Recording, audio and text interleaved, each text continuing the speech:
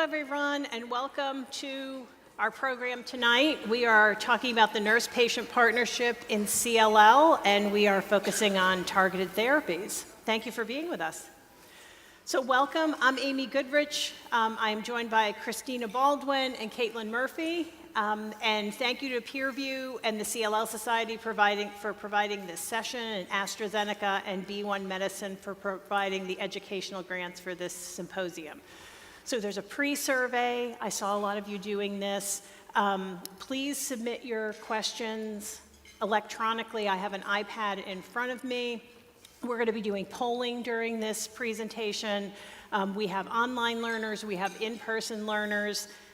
This is instructions for in-person learners, and you've got the QR code that hopefully everyone has activated already. And then we are going to have gift cards, and we've given one away already. So the more you participate, the more you answer, the more likely it is you're going to get a gift card. If you get that little green banner, you've won a $50 gift card. So good luck, everyone. These are resources that you can access. And so let's start it out with a polling question. When counseling patients with treatment-naive CLL, which factor most often drives your discussion around time-limited versus continuous targeted therapy? And it's select all that apply.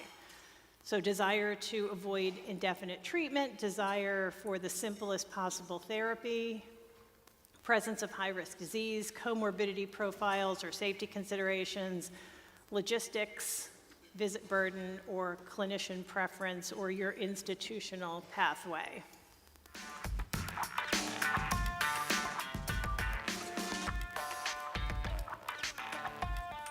Oh, yes. Could we put the QR code back up? Sorry about that. Yeah, it is on the program. Yes. It's on a flyer on the middle of your tables. Okay, great. So we've got some competition here. So comorbidities and safety profiles, presence of high-risk disease, logistics, visit burden, those seem to be the winners, and they are all valid. So today, we are going to focus on the key role that nurses play in educating patients on prognostic testing and treatment expectations with our novel therapies. Our BTK options can be, as always, delivered as monotherapy, but we now have time-limited therapies in combination with other agents, and they are measurable residual disease, or MRD guided. And then clearly we're working with a lot of other disciplines on our teams to address our dosing issues, our safety, patient monitoring, and all those things that we are all doing to keep our patients safe. So I'm going to start with leveraging the patient-nurse collaboration, but let's start with just talking a little bit about CLL in general. It is a malignancy of mature B lymphocytes. These are older folks. Most people are asymptomatic at the time of their diagnosis. Very few people will have B symptoms, fevers, night sweats, weight loss. About 23,000 cases estimated for this year, and the 5-year survival is fantastic at up to 90%. But the outcomes are very highly variable based on some of our prognostic factors that we will be talking about.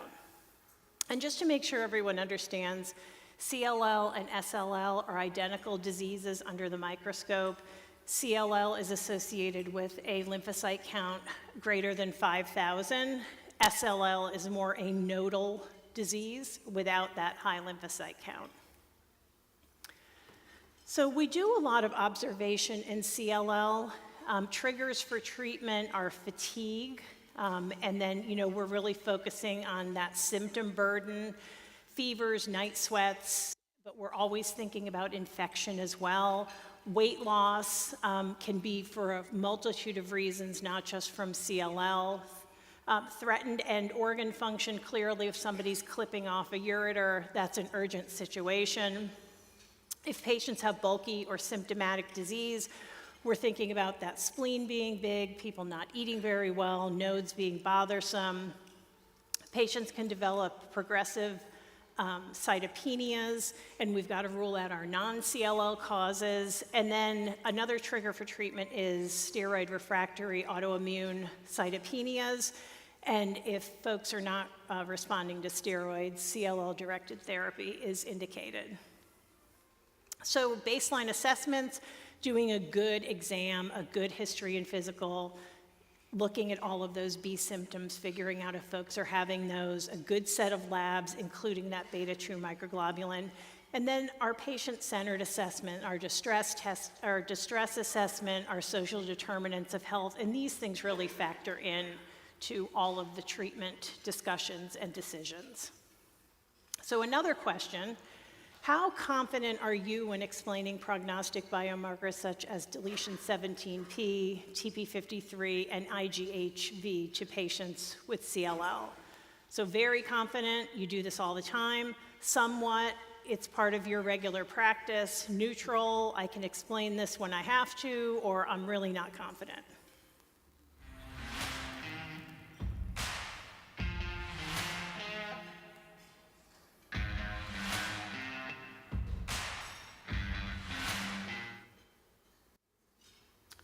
Oh, beautiful. Well, hopefully everybody's going to leave here a little more confident. That's great. I actually love that.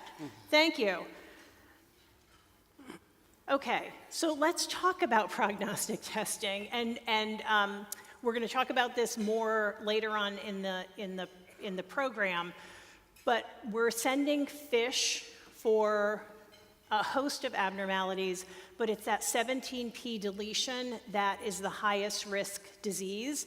And Chrissy or Caitlin are going to talk about this, but I don't care what disease you're talking about, 17p deletion is never good. Never, never. That is like the biggest internal error that we see in cancers that confers to poor prognosis in every disease. TP53 is the same issue, never good.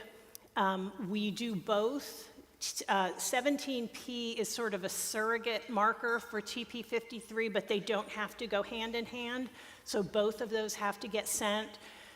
Complex karyotype makes patients high risk. And our IGHV mutational status, mutated is good.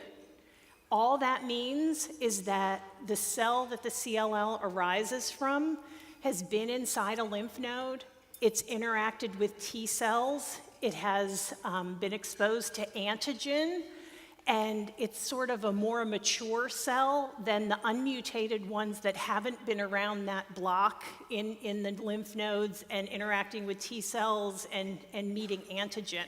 So that's really all that means, is that when it's mutated, it's more mature. When it's unmutated, it's less. That's how I think of it, right? So we all know that cells, malignancies that arise in a less mature, less differentiated cell are more aggressive. It's the same concept, just applying to CLL. Next generation sequencing, which is a really hot thing right now in CLL, and then considering sending NGS testing, and then bone marrows and imaging as clinically appropriate. And we'll talk about this in a little bit too. But looking at our oral drugs, and this is really what we're focusing on here today, our current FDA-approved drugs, we've got our covalent BTK inhibitors, so ibrutinib, acalabrutinib, zanubrutinib. Ibrutinib is our first generation, and you're going to see from the slides that we're going to show you, this is no longer a preferred agent. It's our first generation drug. It has the most off-target effects and the most side effects. So our second generation, acalabrutinib and zanubrutinib, have fewer off-target effects and are more well tolerated. So those are our preferred covalent BTK inhibitors. We've got pirtobrutinib, which is our non-covalent BTK inhibitor, meaning it binds to a different site, and we're going to talk about this too later in the program. Pirtobrutinib used to be approved in patients who have had a covalent BTK inhibitor and a BCL2 inhibitor. But now you only have to have had a covalent BTK inhibitor. So we're using pirtobrutinib a little earlier than we used to. And then our BCL2 inhibitor today is venetoclax. It's the only one approved in CLL. And we're going to talk about another one that got approved in mantle cell today. So things change rapidly. So looking at our entire healthcare team, you can see here, if you can look at these little boxes, there's really a lot of overlap in what people are doing, right? We're all doing patient education, we're all doing symptom management, we're all doing toxicity management, but really nurses are playing a vital role all the way through this continuum with education, adherence counseling, those drug-drug interactions that we're going to talk about that are so critical with all of these oral drugs, dosing, adverse event management, monitoring these patients, and then supportive care. And we have infection prophylaxis listed here, but it's also antiemetics, it's growth factor, it's lots of things, IgG, it's lots of things that you may be doing. So we want to thank our CLL Society partners. If you have not been to the CLL Society website, I really recommend that you go there. They have healthcare provider resources and patient resources. So it really is a very good resource for everyone. And this is a summary of resources. I'm not going through this. You've got the slides. And it's continued. So there's really a lot of resources on that CLL Society website. And so now we are going to move to holistic treatment for CLL nursing solutions with time-limited therapy. And Chrissy is going to take us through this, but I'm going to tell you about Margaret. Margaret is a 74-year-old. She has symptomatic treatment-naive CLL, so she's someone who's been getting observed. Her prognostics show normal, wild type means normal TP53, no 17p deletion. She does have unmutated IGHV. That's her high-risk feature, right? That unmutated means it hasn't been around the block as much as the mutated ones. She has progressive adenopathy and fatigue. Her comorbidities, she's got well-controlled hypertension, she's got a stage 3 chronic kidney disease. I think it's hard to be 74 and not have some degree of chronic kidney disease. She really wants time off treatment, and she does not want indefinite therapy if she doesn't need it. And so, Chrissy, take it away. So we're going to discuss the factors that inform the patient-nurse discussions on continuous BTK inhibitors versus time-limited therapy. So these are two very different pathways. So BTK inhibitors are continuous therapy. It's more of a control-oriented approach. These patients are on these treatments until progression of disease or toxicity, and they get symptom relief and improvement in blood counts, but it would be extremely rare for them to achieve undetectable MRD. With time-limited therapy, again, you're going towards finite therapy, right? So there is an endpoint to this, and these are for patients who want time off treatment. And the aim for this is deep remissions and treatment-free intervals. So in the case of Margaret, she prioritizes time off treatment. So she would be a candidate, and her preference would be time-limited therapy. So we're going to say that Margaret chooses the doublet, acalabrutinib and venetoclax for time-limited therapy. That's the best option for her. So when it comes to a nurse discussion with her, you're going to talk about, obviously, the side effects of both of these drugs, right?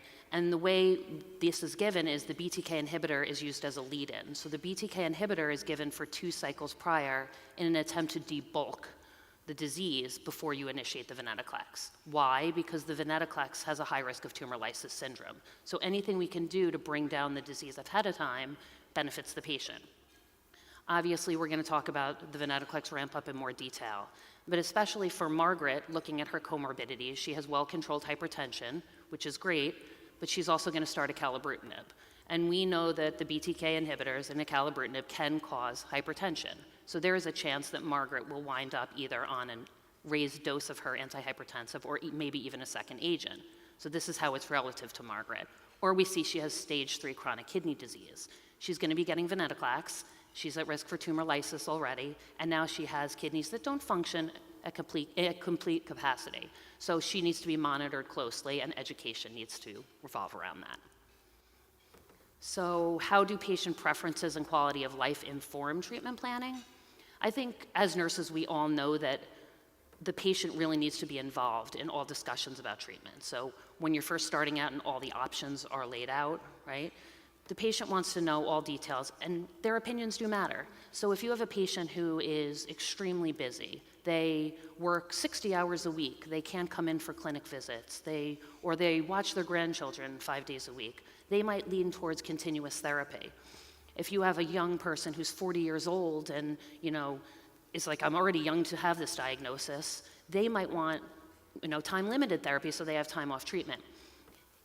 You get more chance of adherence and a cohesive team plan if everyone's on board. So you have to listen to and accept the patient preferences when you're trying to go through treatment plans.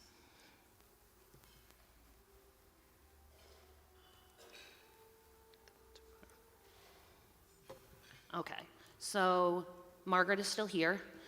So how can nurses develop educational outreach that is informed by the current rollout of time-limited therapy, lead-in dosing, and strategies to reduce tumor lysis risk? So a lot of the education now is beyond just the drug and the side effects of the drug, and it's about the ramp-ups or the intensity or the initiation of these treatments. And this can be very, very overwhelming for these patients. So it's important to kind of sit the patient down and say, we're not going to look at 14 months from now, we're going to take this in steps. So it's all about the journey, right? So particularly about time limited and Margaret going on acalabrutinib and venetoclax, you would talk about debulking, there would be the debulking phase, then you might say, okay, we're going to move on to the venetoclax phase, then we're going to move on to the maintenance phase, then the time limited phase, right? It's easier to make certain milestones than look at the far picture. There's a lot more focused on education of tumor lysis risk, right? These patients need to know about hydration, frequent lab monitoring, all these visits. And so because there's so much involved with these time-limited regimens and so much office time and scheduling, treatment calendars are imperative for these patients, right? They need to have education they can reference, treatment calendars. They're never going to be able to keep up with all of this. They're already trying to wrap their heads around starting therapy and different drugs involved. Visit frequency I would recommend. So if Margaret is on acalabrutinib and venetoclax, I'll use this, keep using this example, right? We know that acalabrutinib is a BTK inhibitor. So this is a more simple initiation. So the way in practice we would do it is we would initiate this drug and check labs a couple weeks in, make sure everything's okay, all right? There's no need for extreme tumor lysis monitoring or this patient to be in the office. But come cycle 3, when they're going to initiate the venetoclax, they're going to need to come in weekly, and most likely 2 days a week. Every practice does do this a little differently, but once you risk stratify the patient, most patients come in, they get their labs done, they see their provider, they ramp up on their drug, and then they have to have their labs checked 6 to 8 hours later, and then 24 hours later, so they return. And you have to have a plan in place in case there's tumor lysis. Might this person need some hydration? Once Margaret is on both the acalabrutinib and the venetoclax at the same time, she gets to coast a little more, right? She's out of that window of risk, and she can take these drugs at home and maybe be followed monthly, maybe have some local labs done. And then that gets us to the end, so the end of cycle 14, when we would reassess her disease.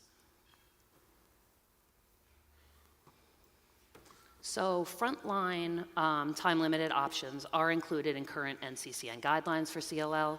So for patients without deletion 17p TP53 mutation, the preferred regimens, venetoclax and acalabrutinib plus or minus obinutuzumab for fixed duration, venetoclax and obinutuzumab fixed duration. Other recommended would be venetoclax ibrutinib fixed duration or MRD guided, which we will talk about a little later. For those with 17p, venetoclax and obinutuzumab fixed duration, same as previous. Venetoclax acalabrutinib plus or minus obinutuzumab, now MRD guided, and venetoclax zanubrutinib MRD guided. Other recommended, venetoclax ibrutinib fixed duration. So let's look at a time-limited therapy trial that was done. This is the AMPLIFY trial. This trial led to the approval of acalabrutinib and venetoclax. So this trial randomized patients to AV or AVO or chemoimmunotherapy. This was investigator's choice. And so basically what this did was it showed improved disease control in the acalabrutinib arms, either the AV or the AVO. So 3-year PFS was 77% for AV, 83% for AVO, versus 67% for chemoimmunotherapy. This was finite therapy, about 14 months. It was effective across IGHV subgroups, and there were fewer early discontinuations versus chemoimmunotherapy. So what is our take home as nurses? When counseling patients, we reinforce that time-limited targeted therapy is intentionally designed to stop after a defined course while still providing durable disease control. Taking from the AMPLIFY study, so this is how the acalabrutinib and the venetoclax is administered, and this is really nice to see. So in AMPLIFY, they noticed that a 2-cycle acalabrutinib lead-in allowed for greater than 90% of patients to move from a high tumor lysis risk to low or medium tumor lysis risk, which is huge when you're about to initiate venetoclax. There was also no clinical tumor lysis observed. So for cycles 1 and 2, the patients took acalabrutinib as they were supposed to, 100 milligrams twice a day, single agent. Cycle 3, they continued the same dosing of acalabrutinib, but we introduced the venetoclax ramp-up. Cycles 4 through 14, they again continued the acalabrutinib at 100 milligrams twice a day, and now we're on their venetoclax 400. So now they're on their doublet therapy, and they continued that until after cycle 14. So a follow-up poll. How would you now describe recommended dosing during early cycles of treatment to a patient with treatment-naive CLL preparing for time-limited AV? Lead-in acalabrutinib during cycles 1 and 2, followed by venetoclax ramp-up in cycle 3. Lead-in acalabrutinib only for patients with high tumor lysis risk. Start acalabrutinib and venetoclax ramp-up together during cycle 1. Use lower dose acalabrutinib during lead-in before the venetoclax initiation. Or I'm still not confident explaining BTKI or BCL2 sequencing.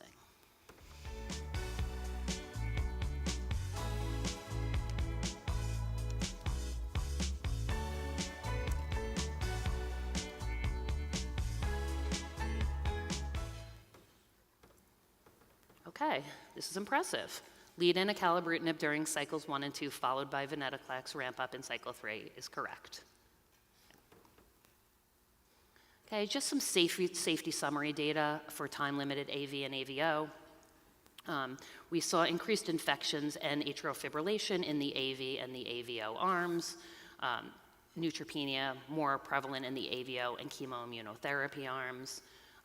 Tumor lysis was a little bit higher in the chemoimmunotherapy arms. Hypertension a little higher in the arms that had acalabrutinib. Additional follow-up shows no new safety signals with AV and with AVO. So let's understand the risk factors of tumor lysis. I'm sure many of us have come across tumor lysis in our careers. So a high tumor burden, bulky lymph nodes greater than 5 centimeters, high circulating lymphocyte count, extensive bone marrow involvement, reduced renal function, like in Margaret's case, elevated creatinine, reduced creatinine clearance, or GFR, and dehydration risk. And then there's disease and treatment factors. So rapidly proliferative disease, initiation of venetoclax ramp-up, and concurrent metabolic abnormalities. So principles for addressing tumor lysis with the use of venetoclax-inclusive treatment in CLL. So really the first most important thing to do here is to risk stratify patients, right? So you're gonna look at their tumor lysis and risk assessment and put them in a category. You're gonna pre-medicate with anti-hyperuricemics, so this is allopurinol, febuxostat, and ensure adequate hydration. If there's a BTK lead-in used in combination, that would be helpful to decrease risk. But you might need to take more intensive measures as tumor lysis risk does increase for these patients. So this might mean frequent monitoring or more monitoring than you initially thought, IV hydration, or even hospitalization if the risk is extremely high and they need much closer monitoring. Up front, we encourage patients to limit foods and fluids containing potassium and phosphorus. We encourage them to stop all supplements that can contain any of these.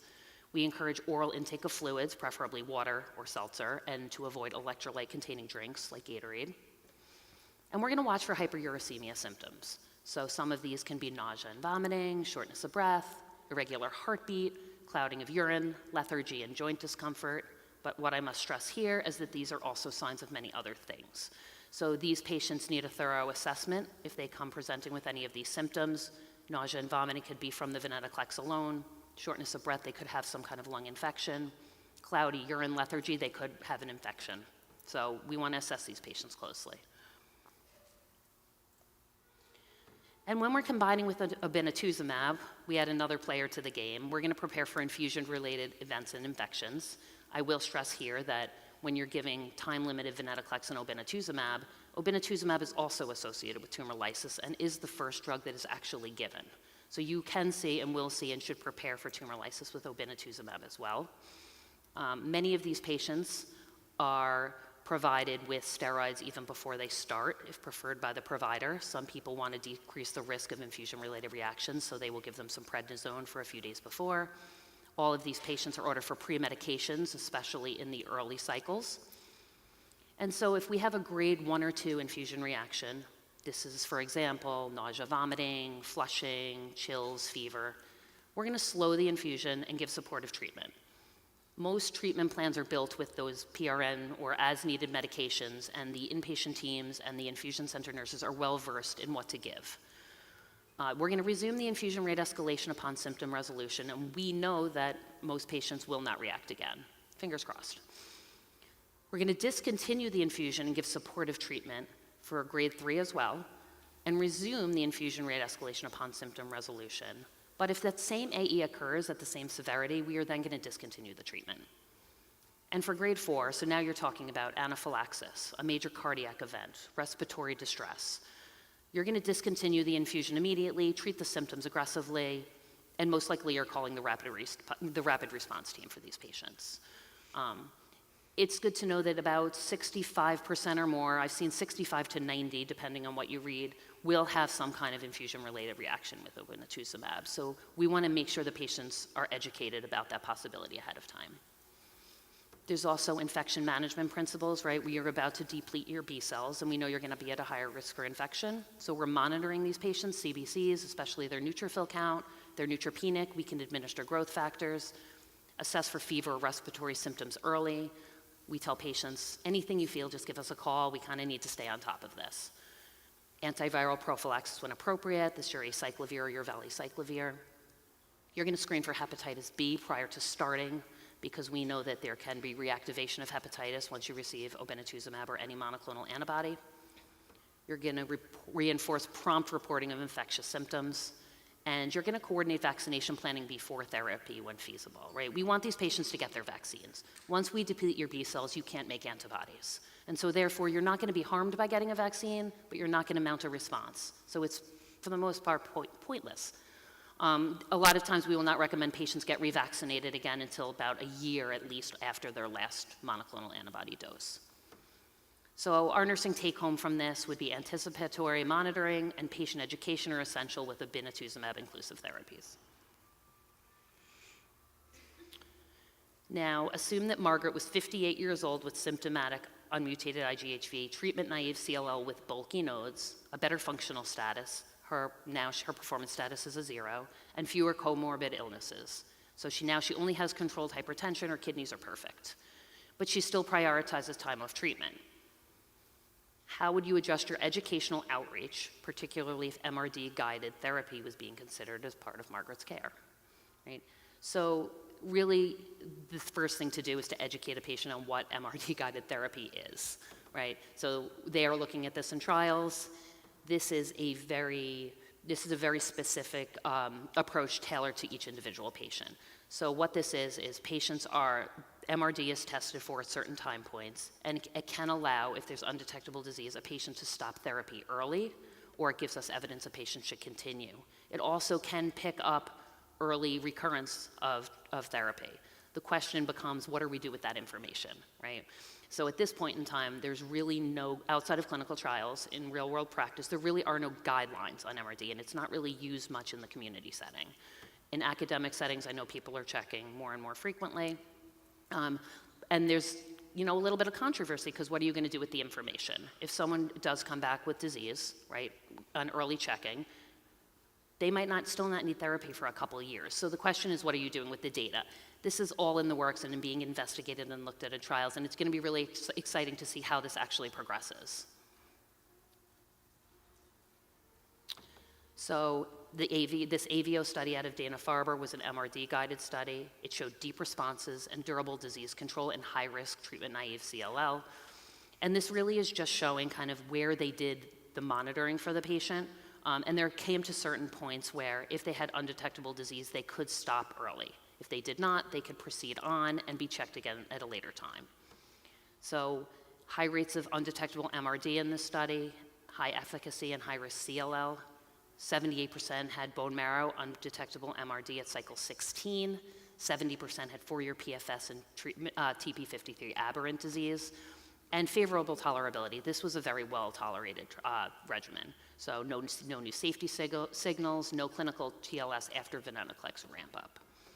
So AVO can achieve deep responses and durable disease control even in high-risk CLL.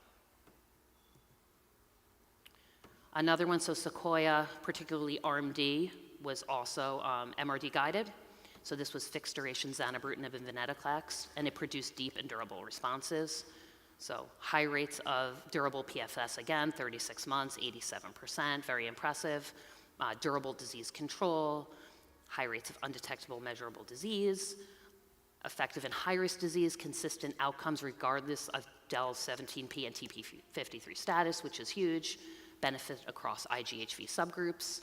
And again, this was an MRD-guided stopping approach and supports time-limited therapy. So our goal is to help patients understand that MRD-guided therapy is intentionally designed to stop after deep responses are achieved. And this may reflect treatment success. That's not loss of benefit. This is still Sequoia ARM-D, and this diagram here is really just showing where they did MRD testing for the patients. Overall, patients could stop therapy if all of the following were met. Right? They had a deep response to treatment, a CR or a CRI, undetectable MRD confirmed on repeated blood and bone marrow testing, and sustained MRD negativity over time, repeat assessments greater than or equal to 12 weeks apart. And they completed a minimum planned treatment duration. So for the venetoclax, you had to have greater than or equal to 12 cycles of the venetoclax, which actually means they could have stopped, venetoclax could actually stop at cycle 16, and greater than or equal to 27 cycles of zanubrutinib. So newer BCL2 inhibitor, sonrotoclax. Sonrotoclax is a next-gen BCL2 inhibitor designed to improve potency and selectivity compared to venetoclax. So this one is in study now. There's a phase 3 study, Celestial, in treatment-naive CLL, which tests time-limited sonrotoclax in combination with zanubrutinib. So zanubrutinib lead-in is 3 cycles, and then they are on the combination of drugs for 12 cycles. And this is also versus venetoclax obinutuzumab, a regimen we know. So early phase testing has shown that sonrotoclax and zanubrutinib are very effective, 100% overall response rate across all dose levels. It's active in patients with high-risk features, and there were no cases of laboratory or clinical TLS. And as of today, literally, the FDA approved sonrotoclax for relapsed refractory mantle cell lymphoma after greater than or equal to 2 lines of therapy, which had to include a BTK inhibitor. So for anyone who works in lymphoma, congratulations. So counseling patients on time-limited therapy in CLL, explain fixed duration treatment.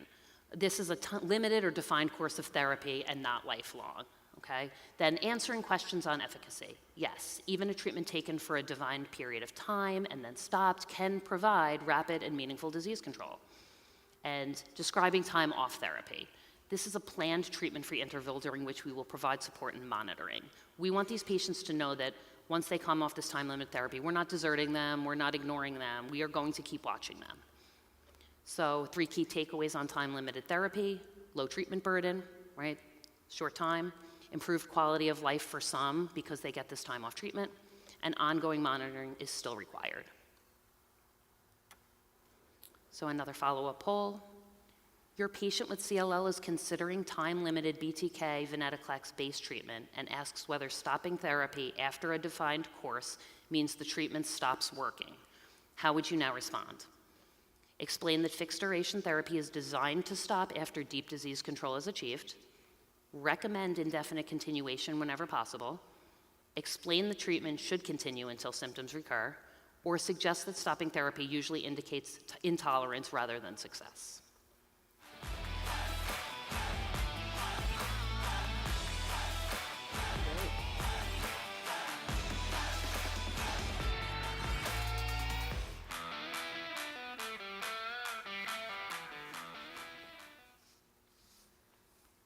All right. Explain that fixed duration therapy is designed to stop after deep disease control is achieved. That is correct.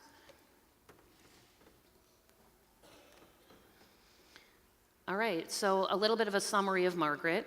Margaret, again, a patient with symptomatic treatment-naive CLL, unmutated IGHV, who prioritizes time off treatment and wants to avoid indefinite therapy. We gave Margaret acalabrutinib and venetoclax. But for this patient, venetoclax, obinutuzumab, AV, or AVO are recommended in guidelines as preferred time-limited regimens. AV offers an all-oral limited option. We have to consider each patient's circumstances and lifestyle. That is the key to adherence and really a trustful relationship with the providers. And if AV is used, plan for follow-up during key treatment milestones, i.e. lead-in, start of venetoclax.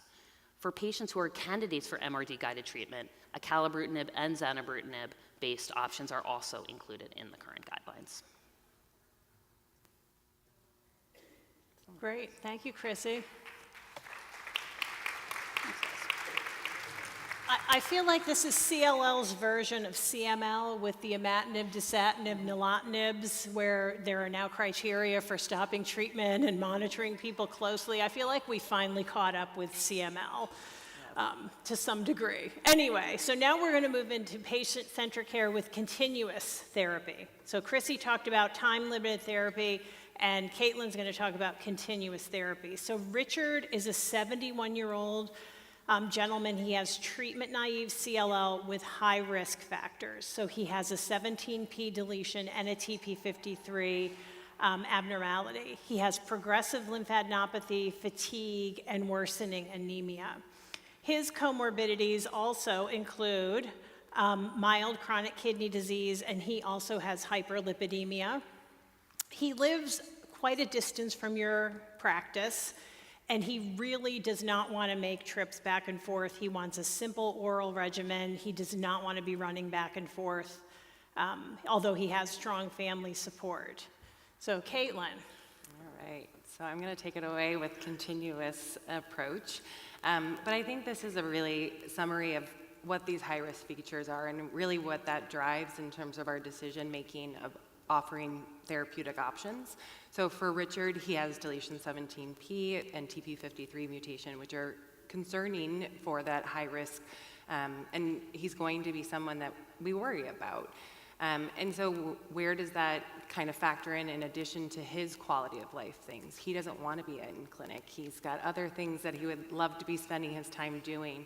And I think, as Chrissy alluded to, really getting the buy-in from the patient, their network, their family is going to be the most imperative, because with all of these oral agents, if they are not taking them, none of the data is important to any of us. So I think that's really, really important for all of us as nurses, as we educate and counsel patients on, what are these high-risk features and what are those components of their disease characteristics, but also how they are such an important part of the care that they receive for their families. So how would we kind of counsel and approach the patient when they're looking for that continuous BTK inhibitor to treat this high-risk disease? And what I kind of started on is, if they don't take it, then it's not really going to be a therapeutic agent. And so this is something that's we really have to reiterate and stay on top of, and want the patients to know how to take it for it to be effective. And then, what options? Amy started out that we have a lot of opportunities to talk about a couple of different covalent bond BTK inhibitors. And there's a little bit of variability in side effects. There's a little bit of variability in terms of drug-drug interactions. And so that's what you have to consider, all of these other patient factors when we select the best agent for these patients. And sometimes it's insurance-driven, too. Sometimes insurance companies have a preferred agent, too. So yes, that's always the the institutional pathway or the insurance pathway is the polite way to reference. So why deletion 17p or TP53 really matters in CLL. And so as we've talked about, that loss of mutation involving the TP53 pathway really impairs that DNA response. And unfortunately, they're going to have faster progression. They're going to have poorer outcomes with chemotherapy. That's why when we've historically looked at chemoimmunotherapy as our backbone of a comparator, they always are doing much poorly. So we've really gotten to this whole premise that if they have that 17p deletion or TP53 disease, we don't use chemoimmunotherapy. We aren't going to find any clinical benefit for them. And so we really need to understand what genomic testing is being done before therapy starts, and repeat testing before each line of therapy. I think that's another thing that we haven't really talked about, that some of these features can evolve or change, and so the reevaluation of some of these prognostic factors should happen if we see a change in their disease course. And then we'll talk a lot about reinforcement of adherence and long-term monitoring and getting the patient and family buy-in. But really that BTK or BCL2-based therapy is the preferred approach for these patients. And then Caitlin, if somebody has a 17p deletion or a TP53 mutation, are you rechecking them over and over again? No, because it oftentimes will always be there. You know, the IGHV mutation does not change. That's another thing just to highlight that isn't something. So appreciating that there's a lot of nuance to these prognostic factors. So NCCN guidelines has lots of great references, but to understand that some of these features can change, but these are always kind of poor players. So we're going to start with our first follow-up poll. Which explanation best helps patients understand the significance of deletion 17p or TP53 abnormalities in CLL? Is it that del 17p TP53 disease is higher risk but does not typically impact treatment decisions? Is it that disease is higher risk and responds better to targeted therapy than chemoimmunotherapy? Deletion 17p TP53 confers a higher risk disease, but testing is mainly needed only at baseline, or you're still not confident discussing high-risk genomic features with patients.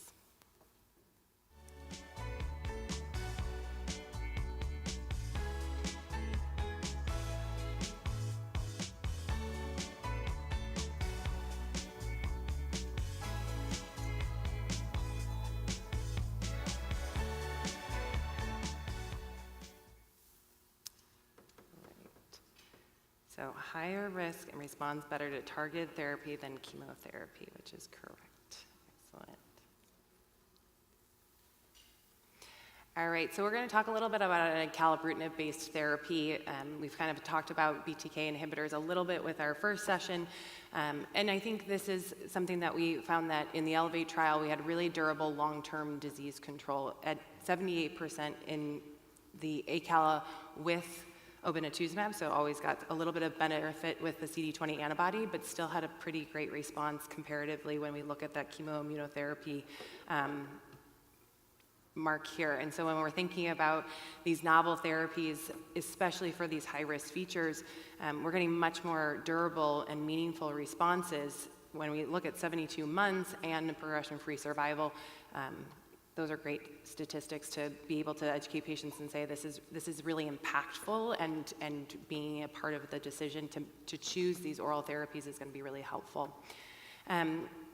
These patients often had unmutated IGHV, deletion 17p, that complex karyotype, and they found that they had a significant improvement with their preference status. And so you think about quality of life, they are benefiting. And so I think that that's something that for Richard in this case really found to be helpful. When we think about manageable long-term side effects, this is something that as you're on continuous therapy, we have to think about long-term toxicity, drug-drug interactions, the development of being on these therapies for a long time. You know, what was beneficial that we found is that we had lower rates of atrial fibrillation and hypertension rates than with other BTKs, and the long-term tolerability that these patients were able to stay on it for months and months and months with good response because they were able to tolerate it. So we really can get a very durable response, and even with these patients who have these really unfortunate high-risk features of their disease. And this was similar in terms of the zanubrutinib, another BTK inhibitor, when we were thinking about looking at improved long-term progression-free survival at 72 months, 74%, really outstanding in terms of comparative to the chemoimmunotherapy arms. And we had really robust outcomes even in these high-risk features of these patients. And I think durable disease control and really tolerability and low safety signals. Nothing comes without potential side effects, but I think what we can really inspire in these patients is that they're able to tolerate these with really relatively low rates of these adverse effects like neutropenia, infection, atrial fibrillation with these newer generation BTKs. So I think that that's something that we can really reinforce as to why it's so important to maintain these oral therapies day in and day out. So looking at the variable BTK inhibitors, ibrutinib, which is less favorable in terms of the first in class, but much less selective, and so therefore much more side effects. And as we've kind of moved into the newer agents, we've been able to make them more selective, and so a lot less off-target impacts and much more favorable side effects. You can see here, variable dosing, once daily versus twice daily. That's definitely a consideration when you're asking a patient to be taking this every single day. Are there drug-drug interactions? Best time to take it? That's what we're really thinking about when we think about dosing strategies. So you can see that we have opportunity to give once daily dosing, which I think is really impactful. All right. So there are a lot of drug-drug interactions, and unfortunately, with the older adult population and other comorbidities, they're going to be on other agents to maintain their chronic conditions. And so just outlining some of the strong and moderate CYP3A inhibitors and drug-drug interactions, so just calling attention to how we have to modify dosing, or if something's newly prescribed for a patient, having them report that back to us so that we can make real-time decisions about their dosing. But that's really impactful when you're asking them, are you taking this? Have you had any new other medications? I think that's really just as important as taking it as incorporating their other therapies that they're on for other reasons. And then this is, I think, just in addition, some of the inducers in terms of the way in which we have to dose modify for some of the drug-drug interactions. So what can we think about when we pick which one to choose? I think that's, Amy talked about sometimes it's not up to our decision, and it's made for us. But I think when we think about which BTK to decide upon, it's really about side effect profile. We think about cardiac. When we think about atrial fibrillation, we think about hypertension and other off-target effects. We think about the patient's preference and how we can kind of incorporate that together if they've had previous lines of therapies. And then I think the other thing with older adults, the risk of atrial fibrillation, hypertension increases, and so just being cognizant of that risk profile. So what we've come to find out is that when we've changed and evolved in the selectivity of the BTKs, we're going to get better tolerability. And so looking at the incidence rates of atrial fibrillation or atrial flutter when we're looking at hypertension. And then I think bleeding is a really important thing to consider. Easy bruising and bleeding. Patients are going to come in, they're going to say, I bruise for no reason, I bump into a counter. And so when we think about it, it's unintentional and intentional. We think about surgical considerations for patients. So bleeding is definitely a risk that we have to think about for all of our patients who are on BTK inhibitors. But looking at the safety profile, I think giving us a little bit more confidence that as we have a more selective BTK inhibitor, we are going to have less incidence of these potential adverse events. And then I think this is the other component when we're thinking about zanubrutinib in comparison when we look at ACAL, Xanu. When we kind of understood this to be a drug class mechanism, it became something that we really paid attention to in clinical trials and understanding these risks. So we are seeing still atrial fibrillation, hypertension, and bleeding, but I think a much more favorable profile. All right. So two things that I think we think about with the second generation BTK is headaches. So this is often something that we find that when they start it's a common phenomenon. They'll have that headache, and then it typically resolves as treatment goes on. And so this is something that really to educate patients to anticipate. It's okay to take some Tylenol. It's okay to drink, an afternoon coffee. You might actually feel much better, and they become much more manageable in terms of headaches, and they stay on these therapies knowing, I know that this is going to come on, and I know that there's going to be a period of intensity, and then it will be reduced. And I think sometimes single-day dosing can sometimes help with that in terms of tolerability. Neutropenia is another thing that we have to think about when we think about all of our CLL patients. Infection is always of concern, but when we think about neutropenia, especially with zanubrutinib, we're thinking about how do we start this, and then how do we maybe interrupt it, or do we change dosing, and what's that strategy? So when patients present and have that first episode of neutropenia, this is when we stop it.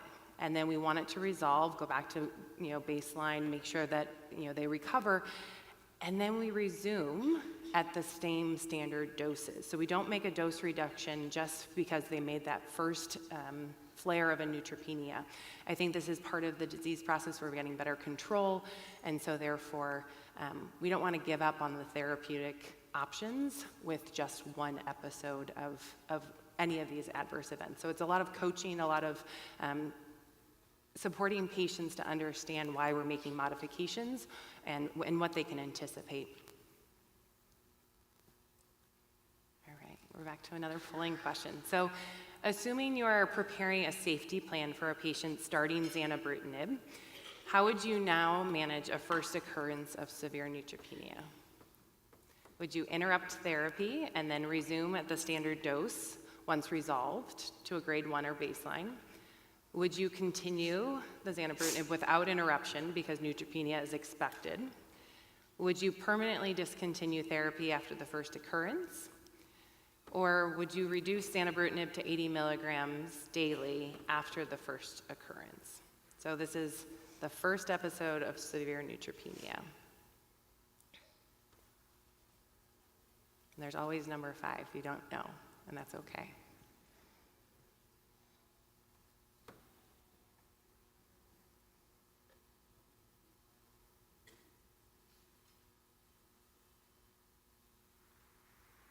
Right. So interrupt therapy and then resume at the standard dose. So really important not to give up on the therapy in terms of giving that brief period of a hold, make sure that it resolves, and then you go back to the same dose for the first occurrence. Now, if this is a repeated issue where they're consistently having neutropenia, then we kind of move through additional modifications.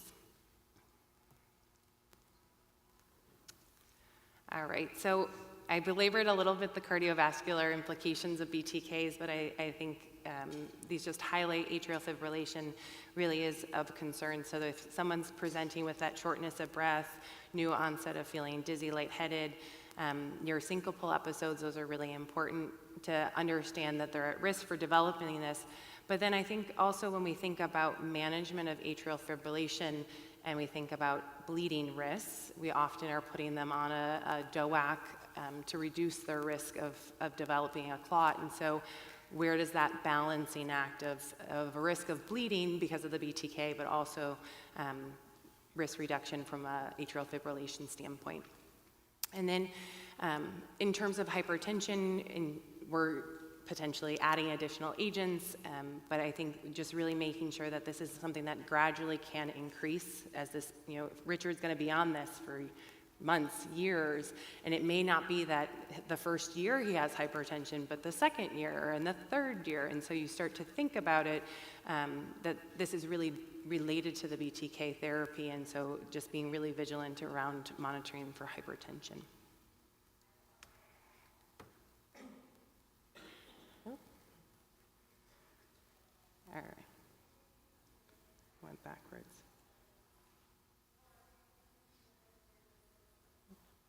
Just did that. All right, here we go. Back on track. So when we're thinking about bleeding, which I alluded to a little bit when we were talking about DOACs and atrial fibrillation, this is a mechanism of the therapy with the BTK that they're going to have an impaired clotting component. So they're more likely to bleed or bruise. And when we think about this, we want to caution patients, this is not a time to, get into rock climbing and adventure sports in terms of fall preventions, bleeding precautions. But this is also a population that we want to get skin exams, and every time they go to the dermatologist, they're going to have a biopsy or they're going to need dental work, that we have to hold these therapies. And so it's something that people become accustomed to being on it day after day after day, that they don't recognize they really need to hold these therapies because of the procedures or other components of their care that they're managing. And then arthralgias are definitely something that we've seen with longer term use, and it's just small joint pain that's really bothersome, impairs their quality of life, certain activities. Tylenol or acetaminophen NSAIDs, topicals can be really helpful. Really, in rare occasions, prednisone can be impactful at a lower dose. But a dose hold is much more effective than a dose reduction. So this is something that you're going to give them a little bit of a holiday away from therapy, rather than going down in the dose. The dose hold or dose treatment holidays are going to be more effective for the arthralgia management. All right. So when we think about, is this your slide? This is my slide. But we can think about. Oh. I think this Is this, okay, great. So what are we thinking about? I'm sorry, you know Amy what? felt left out. I was looking up a question, the answer to a question, and I didn't want to trust my memory, so I'm sorry, I got distracted. Okay, so helping patients navigate. So we have a lot of questions about time-limited versus continuous therapy on the iPad.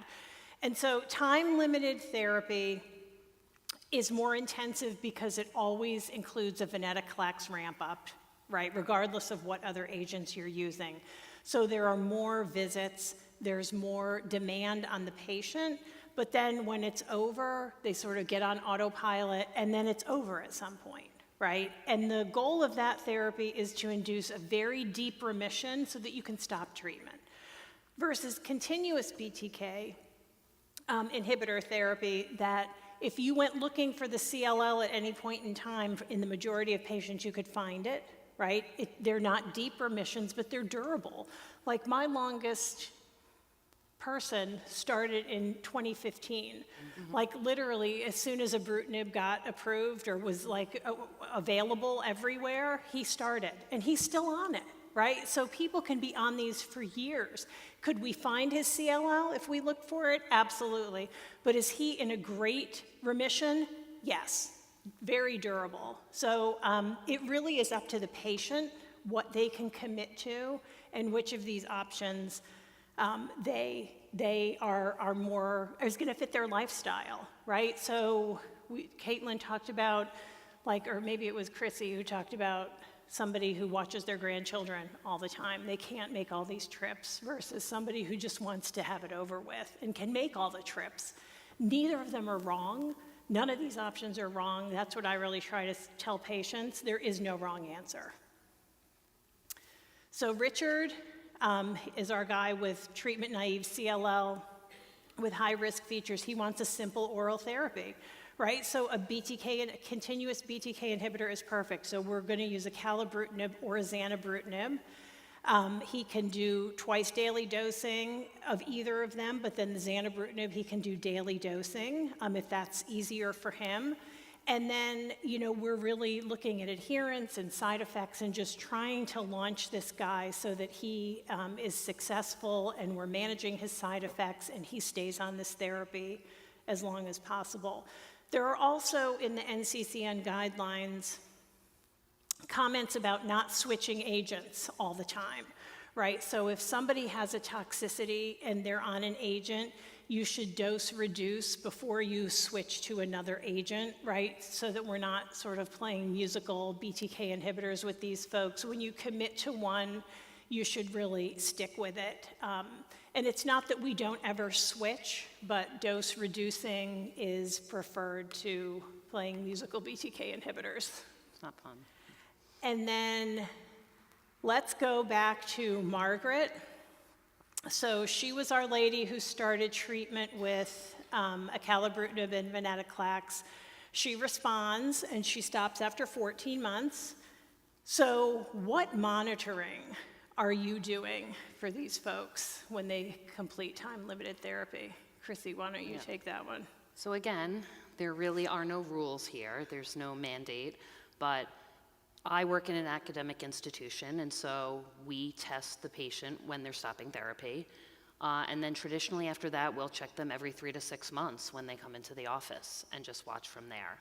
I know some people think like after 3 years, if they're still undetectable, maybe you could move it out to yearly, but really, I would say on average about every 6 months we check for MRD. But in the community, if somebody's coming in and their counts look great and they're feeling well, do you have to check them? No. No. No, No. technically, a CBC and a physical exam is Yep. what's required for monitoring.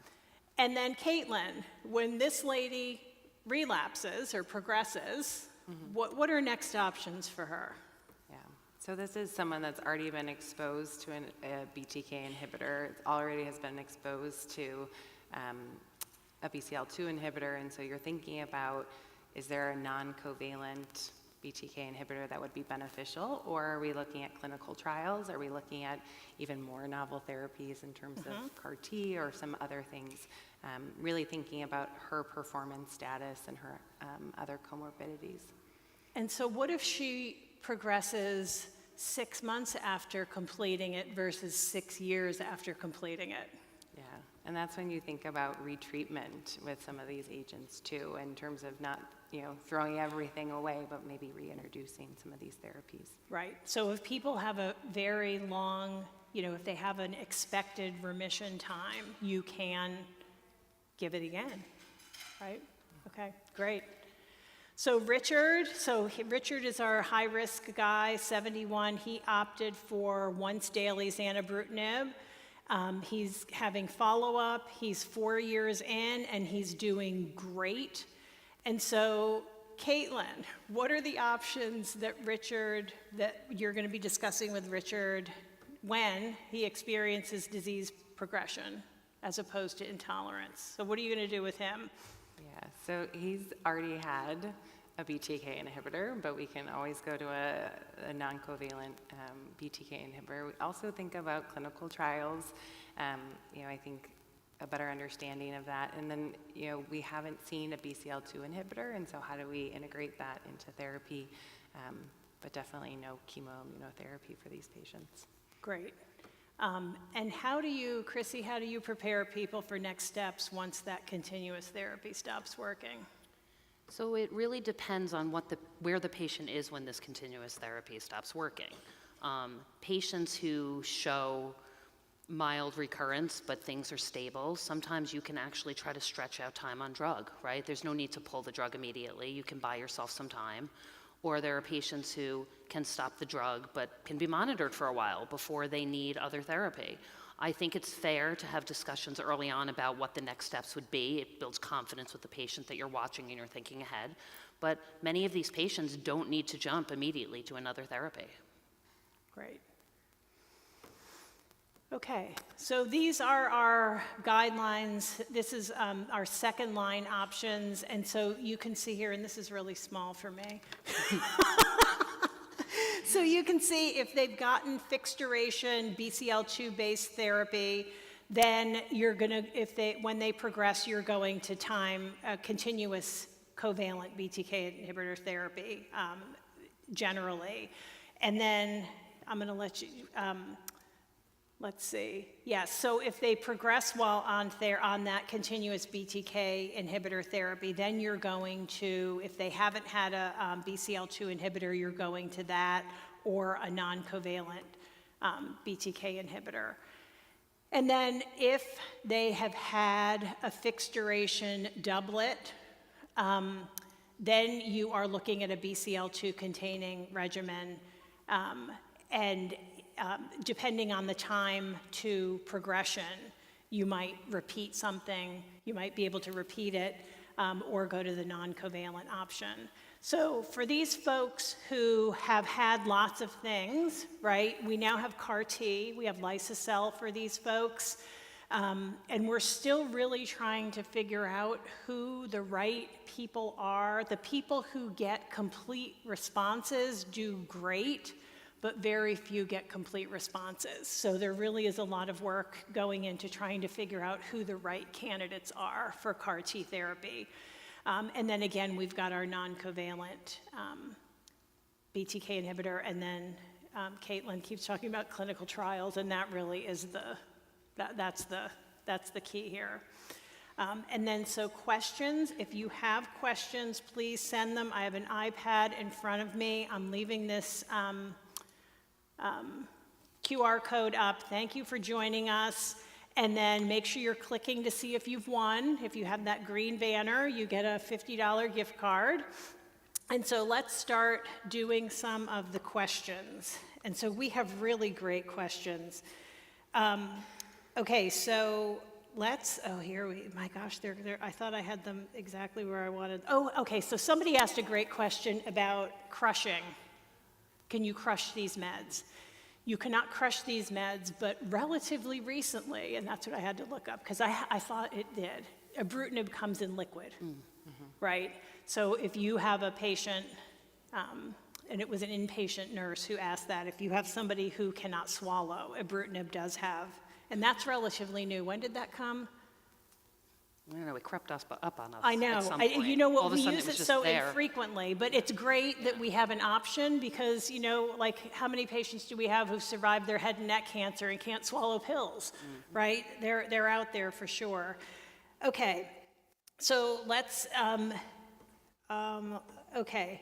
How often should a patient get FISH test and biomarkers? Do you want to take, one of you want to take that? Sure. So we recommend at diagnosis the patients receive this testing just so we know exactly what kind of disease these patients have. And I think we talked a little bit about this, but obviously if you are treated and now require retreatment, you should have your FISH and cytogenetic testing again, molecular testing again. You do not need to check your IGHV again. We know that doesn't change. But really before any next treatment, you're gonna run a recheck because you could have differences, right? And that might target you towards different therapies. Okay, so then somebody asks, if you have a patient who just wants to do whatever the doctor says, what should you be asking? Okay, so we all have patients like this, right, who don't want to guide their own treatment. So what should we be asking patients to help them determine whether time-limited treatment or continuous treatment best fits them? Caitlin, you want to take that? Yeah, I think about like continuous BTK and being on a therapeutic agent, you know, the psychological impact of like taking a medication every day and be reminded, even if they feel really well and are tolerating it really well, sometimes that can be a component. There's also a financial component that, you know, prescription coverage is variable, you know, year to year. It may change based on, you know, someone may not want to change employers if they're younger. So I think a lot of the financial components that I think about when you're on a continuous therapy, those are the two that I think financially and psychologically. Yeah, but then outside time limited, right? Time limited Right. requires a lot of visits, right? And so our guy in this case didn't want to make 100 trips. I basically tell people your hours for 2 months when you start that and especially if you're using obinutuzumab, your hours for 2 months, right? Yeah. And then it's more autopilot. What medications are restricted while on treatment?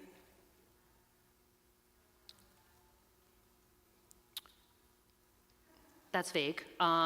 So, we know there are certain medications that need to be avoided when you're on certain, like, so for example, for BTK inhibitors and venetoclax, right, they want you to avoid grapefruit, Seville oranges, starfruit, right, these are all foods that interact.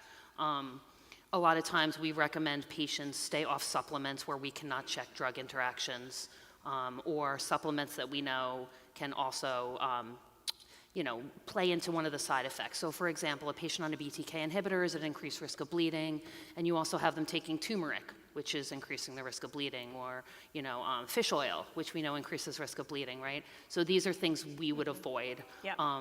And so it's really about supplements and certain foods, and of course anything, obviously, you're going to check drug interactions or any other interactions you can. And also acetaminophen is their sole analgesic over the counter. Yeah. And I think from an anticoagulation standpoint, Yeah. You we're want to talk avoiding- about anticoagulation? Oh, do we? Go ahead. Oh, Go ahead. does she? Talk about No, anticoagulation. I kept talking about atrial fibrillation and putting people on DOACs for their CHAD score, but I think the other consideration that we're avoiding Coumadin or warfarin, so in certain, unfortunately there are certain populations of patients that have a need that's the preferred anticoagulant, and so we have to be really selective around BTK inhibitor use with those patients. Yep. What upcoming changes in CLL treatment or monitoring should patients and clinicians be preparing for in the next 1 to 2 years? That's a great question. Repeat that one more time. So what upcoming changes in CLL treatment or monitoring should patients and clinicians be preparing for in the next 1 to 2 years? And I think this doublet and triplet therapy is really, we're doing this in academia, but in my opinion, what do you ladies think? Doublet and triplet. There's the MRD guided where that's going to wind up going. There's this CAR T cell, figuring out the proper patients and patients that can go there. So I think those are really the main things. There's some rotoclax, which eventually should be approved, right, a new drug. Yes. And we're looking at degraders, so there's a lot of other options coming. Yep, bispecifics are coming in I was gonna say CLL, and yes. Someone asked, where does NGS testing get done? Oh, that's really interesting. So NGS testing can be done off the peripheral blood or the bone marrow. No, where do you send it? Yeah, so I'm getting there. I'm kidding. So we send it to outside labs. These are done in specialty labs, and it's much more sensitive than flow cytometry, right? It can detect 1 in 1 million cells versus traditional flow cytometry can detect 1 in 10,000. So these are done in special labs, and these are send-outs. Unless you have some amazing lab, I don't. No. Yeah, most of the time send-outs. But tell me about insurance coverage for NGS testing. You got to make sure you get approval for it. The good thing is a lot of the companies that do it have financial assistance or have ways to try to work through it with patients, and that's what's good. But you really should. Do you have a specific person or group that does this? I do. Yeah, I do too. Yeah, so. We all have our preference, I I very much recommend that if you're going to start doing NGS testing, have a person or a group of people who you're saying, hey, I'm sending this off, and they really learn how to become very adept at getting this stuff approved. They know the buzzwords, they know what the insurance companies are looking for, and that's a painful process to get to that, but even in academia, we had a lot of pain doing that, so. You have to note, though, when you're doing NGS, that you really need clonality done ahead of time. So these patients need like a baseline sample sent when they still have active disease, and then from there, the MRD testing can be sent off. Okay.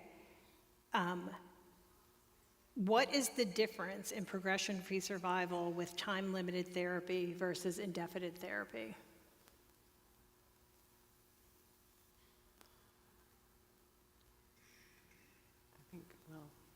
I think they're similar. They're Yeah, very I was gonna similar. say, I'm trying to find they're a I difference. was Yeah. like, they're all around 75%. Yeah. And someone asks, what would be an example of chemoimmunotherapy for these patients? And I love that question That's a good because it question. means you're not giving it, which, yay. Whoever asked that, you're in a great practice. Go ahead. So bendamustine, Rituxan, FCR, right? These are regimens that used to be used commonly. They were Yes. the only options really before Yes. ibrutinib. And FCR is fludarabine, cyclophosphamide, rituximab. And for those of you who don't know what FCR is, you should just get up and just scream for joy, because those were dark days in CLL therapy when that was the best thing we had. Very toxic. These therapies, these chemoimmunotherapy regimens are very toxic compared to our oral therapy. Well, what's interesting about FCR is there is actually a small subset of patients who received it, who did very well and are still in remission years and years later. Still not recommended now, but there are some patients who actually benefited from FCR. Got it. Small If subset. BTK Very small. inhibitor risk includes headache and bleeding, is there recommendation on head imaging, or is intracranial hemorrhage not common? I would say it's relatively not common, and it's usually, if it persisted beyond the expected window of an when we were thinking about the onset, that first 2 months, unless there's something else that I'm worried that they had a fall or something that would corroborate something different, if it falls within that anticipated timeline, Yeah. I wouldn't pursue imaging. And usually the BTK inhibitor headaches are mild. They're usually not severe. They're just like low-level, annoying, not like head bleed, Tension type. acute.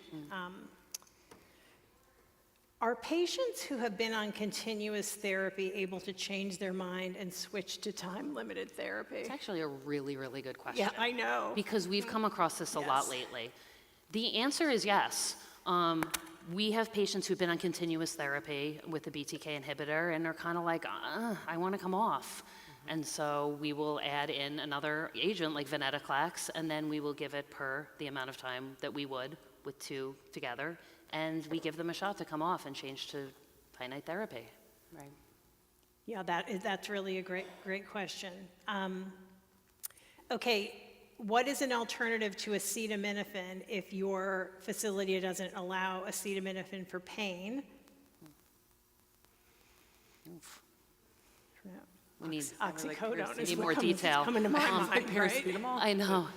It depends. I guess, there's a lot of people who are worried about masking fevers, I guess, and it really depends if ibuprofen's an option, if it depends what drugs they're on. A lot of times then we go to things like oxycodone. Okay, this is a great question too, and I think we're running out of time. Are there any questionnaires or assessment tools available to help the patient and care team identify treatment, continuous versus time-limited, that meets the patient's goals and lifestyle while promoting adherence? I don't know, but we That can is make an one. unmet need. That is an unmet need. Our- Somebody $1 million. identified, that's brilliant. Yeah. It Who, is. who said that?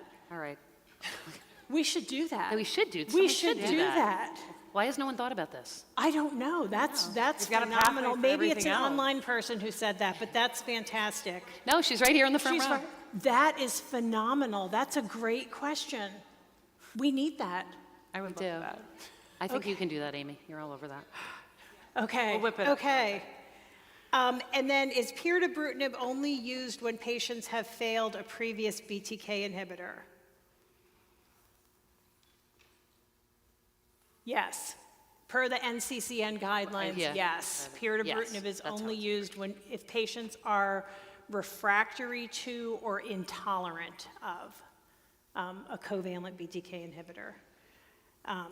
Okay, so let's stop because we're over our time and I got the majority of these questions. Thank you everyone for being here. Thanks for the great questions. Thank you. Okay, check your device.